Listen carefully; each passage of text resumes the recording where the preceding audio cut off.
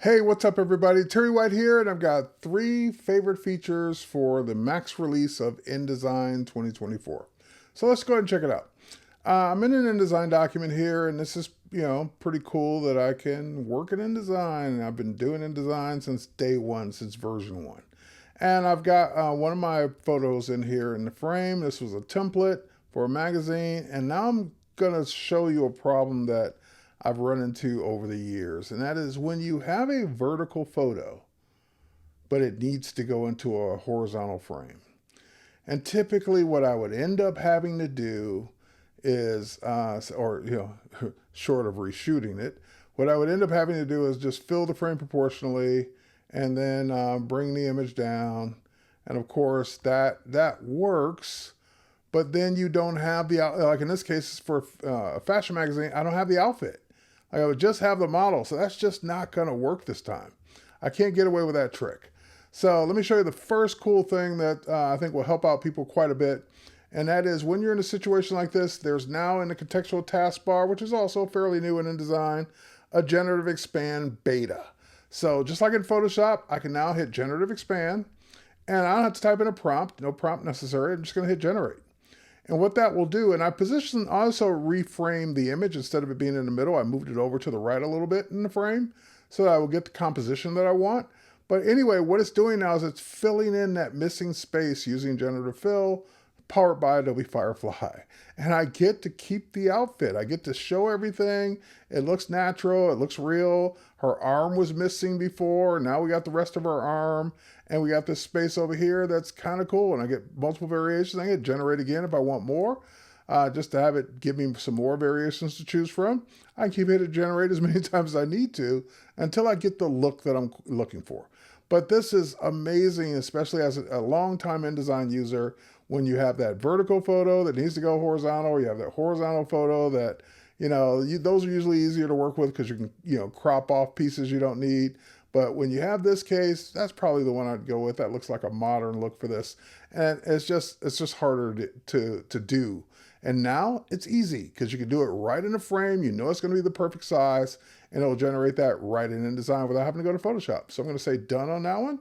Great. So now I'm going to select this next frame. And as you know, you can drag and drop, you can do place, you can do all kinds of things to get this image in. You can even search for Adobe stock. But now I don't have to do that. If I don't have the exact image I'm trying to give the idea to the person I'm doing the magazine for, the layout for, what this would look like, I need some placeholder images. Well, now I can get those right from text to image. So, and by the way, they can be final images, but I'm just using the placeholder as an example. So I'm going to say modern handbag. I don't know, is handbag one word or two? We're about to find out. So modern handbag. And notice how the text to image panel is keeping all my results for all my generations, so I can always go back to anything and make any changes as needed. So that gives me a modern day handbag, but the same problem is kind of cropped off. You know why? Because the default aspect ratio for text to image is square. So you know what would be great?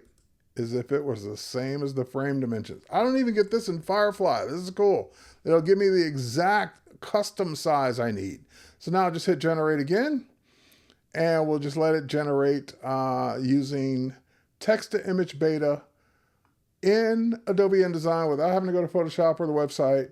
And now matching the frame size to give me, oh yeah, there we go. That's looking the way I want it to look. There's number 2. These look great, by the way, even though these products don't actually exist. This is pretty cool. So same thing over here. If I need another one, I can come here and say, I'm just going to type in, I'm just making this up as I go along, modern jewelry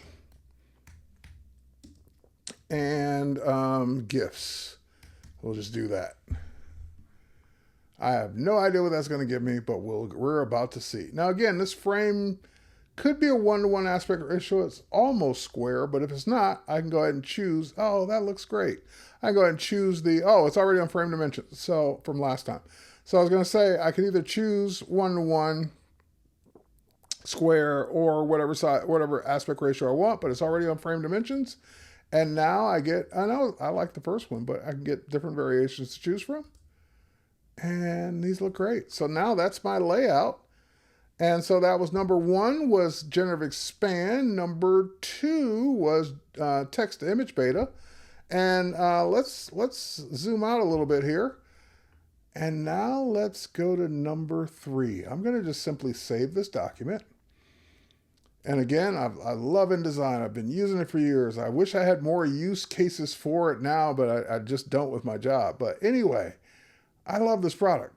And what's cool about it is you have really no limits on designing. You can do anything you want. Now, what I don't like here is the text is kind of black and her hair is black, so you can't even read what that is. You could guess it's full glam, but it could be clam or it could be anything else. Like you just don't know what that says because you can't see it. Well, I'm not going to fix it here. I could just simply change the text to a different color. But what I want to do is I want to make this a template that others can use. So I save this multiple page InDesign document. And now I want to go in. And by the way, it's got, I think it's got multiple pages for different page sizes here. Let's go, let's see. Yeah, that's US letter. This one's A4. So I did everything on the A4 sizes. That's okay. I'll delete the US letter spreads. So a lot of times when you use templates, they give you the different sizes for the different countries you might be doing this for. All right, so we'll keep it A4 for now. But now let's go ahead and save this again. And I'm going to close it. I'm going to head to my browser. Wait, why are you going to the browser, Terry? Because I have Adobe Express in the browser, and you can kind of see it there, the full glam. But let's go ahead and show you how I got there. So I'm going to go to the home page. And now home page, start from your content. When you click on that, you can go ahead and now choose InDesign documents. Before it was limited to just Photoshop and Illustrator files. Now you can actually bring in the all three, the trinity of applications that we always work with for years and years and years for design. So now I can bring in native Photoshop layered files, Illustrator vector layered files, and now InDesign multiple page files will come in to Adobe Express. Now you might be saying, well, Terry, why would I want to bring it into Adobe Express, which doesn't even do as much as I could do in InDesign? Well, have you ever been in that situation where you're the InDesign user? You can do anything. You can create layouts any way you want, different pages, sizes, orientations, all that. But you don't want to do the day-to-day updating. You basically want to create a template for others to use. Well, prior to now, that template would have to be an InDesign template, and the other people would have to have InDesign. What if you could bring it into Express, like I just did, save it as an Express template, and give it to people to use? So basically, instead of you having to come in here and design everything from scratch, you can now use your own favorite applications to allow people to come in and give this as a template and let them do whatever they want with it. So for example, if we scroll down, there's my gift box, there's my Generative Expand, so my spreads there. But anyway, now I could go in, for example, and I could select this photo, and I can right click on it, and I can say, you know what? I want to lock this, but I want them to be able to replace the image. In other words, I don't want them moving it around. I don't want them resizing it. I don't want them deleting it. I don't want them doing anything weird with it. But I do want them to be able to place their image in next month for next month's issue. So I've locked that down. So now they can replace image, but they can't make any changes to it. Same thing with the text. You might want to say, hey, you can't change the text at all, but I can allow text replace or not. So anything can be locked down element by element. But let me show you what I want to do here. I want to go ahead first and foremost and take our model and remove the background. That should be pretty easy. She was already on a light background. Great. So now we see the gray going behind her. So now I want to take this full glam and I also want to duplicate it.